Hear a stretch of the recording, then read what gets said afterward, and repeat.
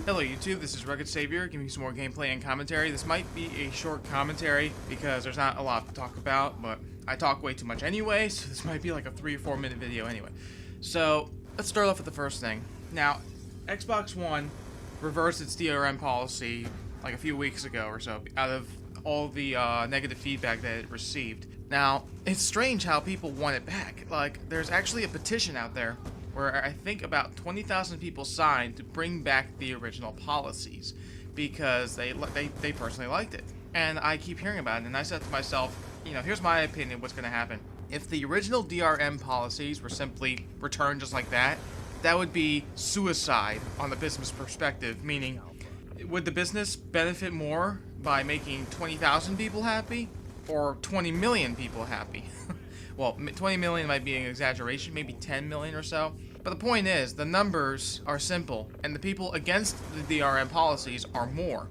With that being said, Microsoft did respond to this feedback, stating, we know you missed the family feature and it could return, but they're going to try to do it the right way. Meaning, if you reinforce the 24-hour check-ins and use game restrictions, people are not going to like it. If you bring back the family sharing without those check-ins and use game restrictions, then you can make everybody happy, and that's what they're trying to do.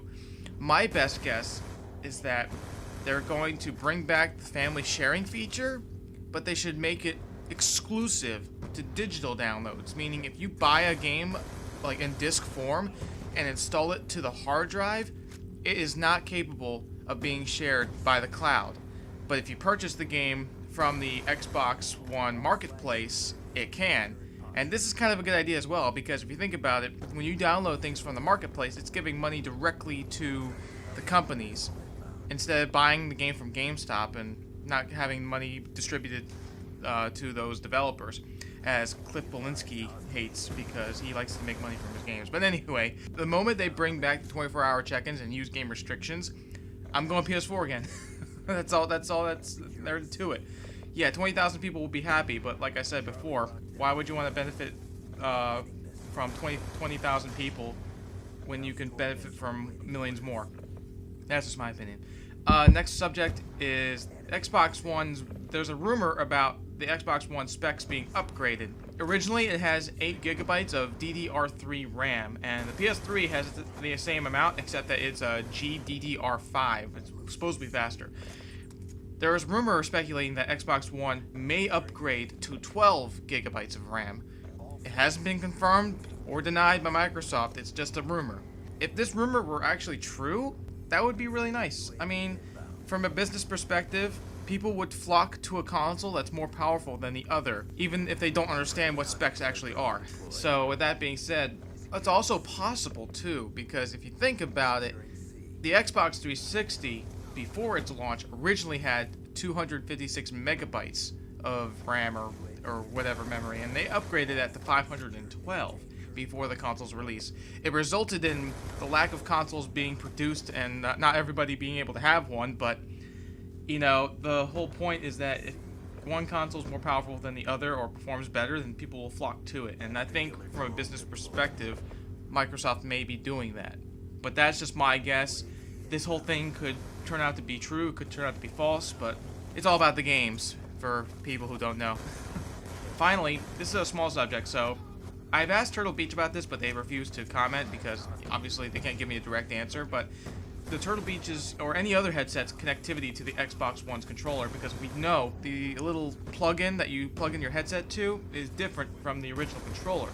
So that means if you use a chat cable for your Turtle Beaches or Titans or whatever the heck you got, it won't connect to the 360 controller for the chat functionality.